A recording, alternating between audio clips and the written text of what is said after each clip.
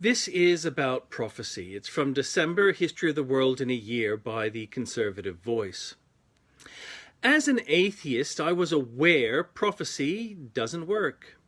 Nobody sees the future, just like nobody talks to the dead. But I'm reminded of Stephen Fry's QI anecdote on injustice regarding the execution of George Spencer in Connecticut in April the 8th, 1642. Spencer was an ugly man with piggy ears and one eye and a sour disposition. He seemed openly contemptuous of God, echoing modern attitudes. One day, a piglet was stillborn that looked like him, with one eye. The Puritan community took it as a sign he had committed bestiality. He was charged and tortured into confessing. Told he would receive mercy if he confessed, but realizing that he might be condemned to death, he retracted his confession. The community decided that his confession and the dead piglet were sufficient to meet the two witnesses' protocol for a death sentence, and the sow was put to the sword, and George was hanged. And the Connecticut community, in their diligence in serving God, respected the biblical law. They were acting through prophecy and the word. But we know that George had not fathered that piglet, and we know he was convicted on an injustice, and such injustice is something that is repugnant to God. The New Zealand pastor admitted that prophecy, forthtelling, was not perfectly applied by people, and he took great care to bind it through 3 streams. It needed to be based on the Word of God.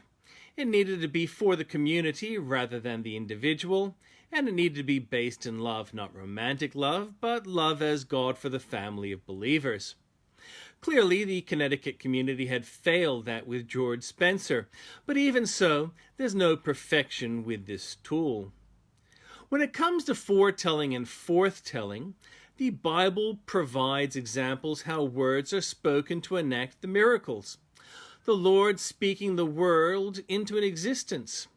Abraham literally speaking his promise of a child into being with his name and with Sarah's name.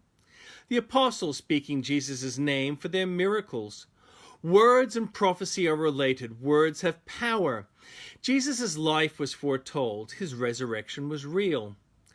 My fellowship friends illustrated the issue for me several years back. A young woman was the center of a number of prophecy statements for an interested young man. I was dismissive of prophecy, but felt uncomfortable because I had hopes for the woman too. And if I pray for something, I want it to be true. So I tried to change the atmosphere and was sidelined and left the group. I approached the woman and told her how I felt and what was happening. She told me we're alone and could talk like adults now. Years have passed. I have longed to talk with her and share time together, but she has not been interested. I've been told she isn't interested, and my question of God is, what does he want? I'm old and not fit, and I believe if God wanted me to have the life I can see, I'd need to be fitter. There's no forthtelling prophecy for me, but it illustrates what forthtelling is for. Because God's kingdom is not of earth, yet through forthtelling we can see our way home.